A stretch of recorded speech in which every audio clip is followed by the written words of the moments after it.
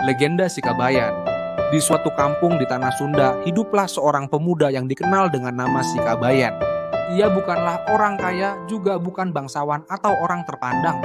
Namun, namanya dikenal luas di seluruh pelosok karena kecerdikannya yang tak biasa. Sikabayan memiliki sifat santai, terkadang malas. Namun, ia juga sangat licik dan pandai menggunakan logika sederhana untuk mengakali situasi, terutama ketika menghadapi orang-orang yang serakah atau merasa paling pintar.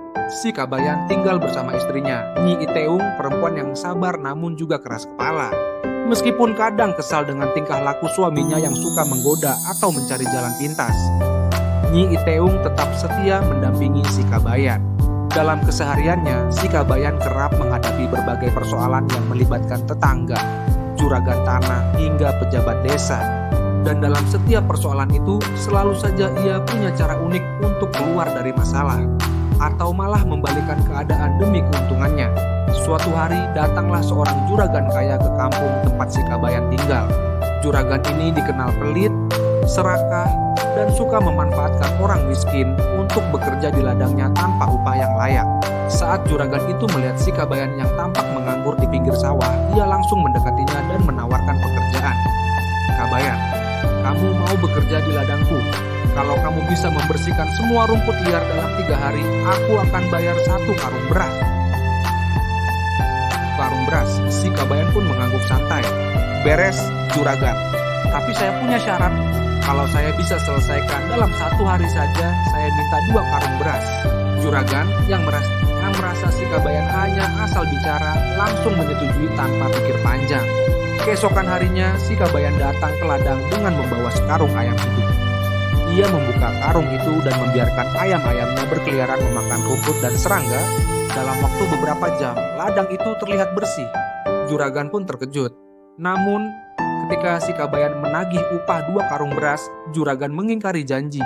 "Mana bisa kamu bersihkan ladang hanya dengan ayam? Itu tidak masuk akal.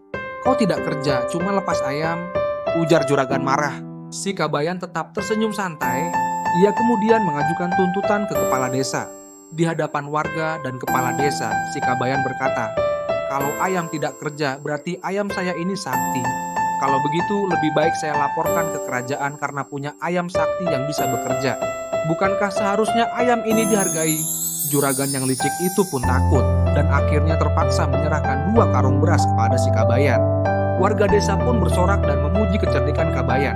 Sejak saat itu, juragan itu tak lagi mempermainkan orang-orang miskin di kampung. Kecerdikan Sikabayan tidak hanya berlaku untuk orang luar. Bahkan dalam urusan rumah tangga, ia sering mengakali Nyi Iteung. Pernah suatu waktu, Nyi Iteung memarahi Sikabayan karena enggan membantu memanen padi. Sikabayan berkata, "Kalau aku kerja, siapa yang nanti bakal tidur siang? Kamu kan gak bisa sendiri." Nyi Iteung menggelengkan kepala, namun dalam hati ia geli karena suaminya selalu punya alasan, seaneh apapun itu. Namun, di balik semua kejenakaannya, Sikabayan juga dikenal suka menolong orang lain. Ia sering membantu tetangga yang kekurangan dan selalu membela yang lemah dengan kecerdikannya. Meski kadang malas, ia tidak pernah menyakiti orang yang tak bersalah. Pesan moral dari legenda Sikabayan. Legenda Sikabayan mengajarkan kita bahwa kepintaran tidak selalu datang dari orang yang terpelajar atau berpangkat. Dengan kecerdikan, keberanian, dan sedikit keberuntungan, siapapun bisa membalikkan keadaan, bahkan saat menghadapi ketidakadilan. Sikabayan juga mengingatkan bahwa dalam hidup pakai, kita harus punya akal, tidak serakah, dan jangan pernah menindas yang lemah. Ketawa boleh, tapi jangan lupa berpikir dan belajar dari setiap peristiwa.